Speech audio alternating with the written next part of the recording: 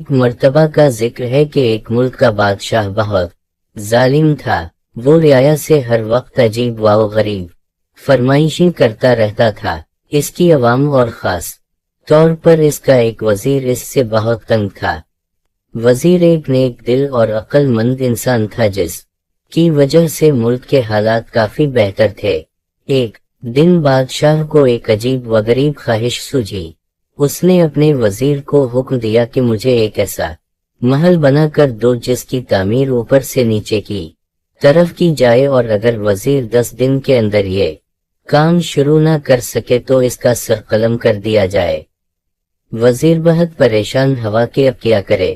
بہرحال جب وہ اپنے گھر پہنچا تو اس نے اپنی بیوی کو سارا قصہ سنایا۔ بیوی نے مشورہ دیا کہ تم اللہ سے مدد طلب کرو۔ وزیر نے فوراً وضو کیا اور 2 نفل پڑھے اور اللہ تعالیٰ سے دعا کی۔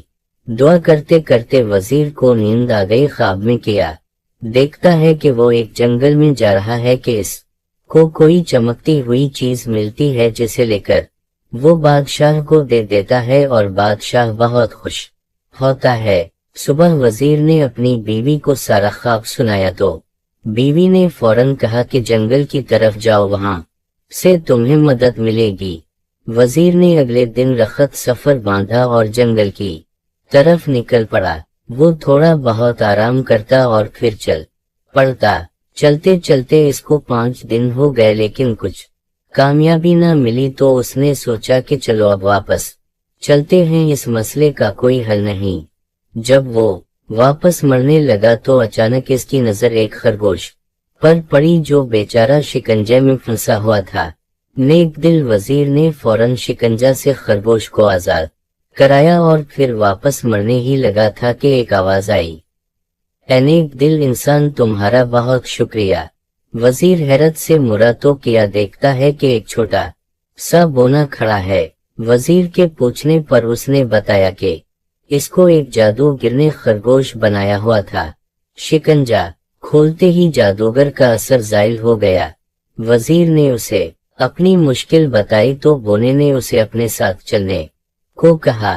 چلتے چلتے وہ وزیر کو ایک غار کے پاس لے آیا اور اسے اندر جانے کو کہا۔ وزیر اندر گیا تو دیکھا کہ اندر ایک بزرگ عبادت کر رہے ہیں۔ وزیر نے انہیں سلام کیا اور اپنی مشکل بتائی۔ بزرگ مسکرائے اور کہا بیٹا کوئی مسئلہ نہیں، اور ساتھ ہی وزیر کو ایک طوطا دیا کہ اس کو اپنے ساتھ لے جاؤ، یہ تمہاری مدد کرے گا۔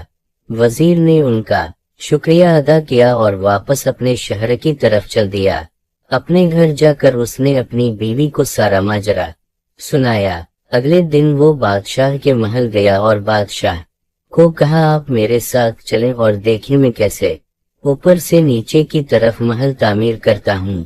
وزیر بادشاہ کو ایک کھلی جگہ لے آیا جہاں بادشاہ نے نیا محل بنانے کو کہا تھا۔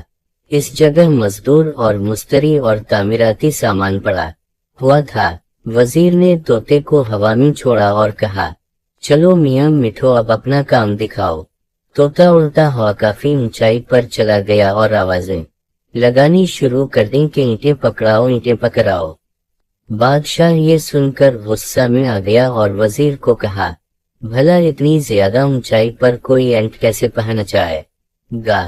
وزیری سن کر بولا حضور والا اگر اتنی اونچائی پر اینٹیں نہیں پہنچائی جا سکتی تو اوپر سے نیچے تعمیر کیسے کی جا سکتی ہے؟ بادشاہ وزیر کی عقل مندی دیکھ کر بہت خوش ہوا اور اس نے اپنے غلط کاموں کی معافی مانگی اور وہ بھی ایک نیک دل اور اچھا انسان بن گیا۔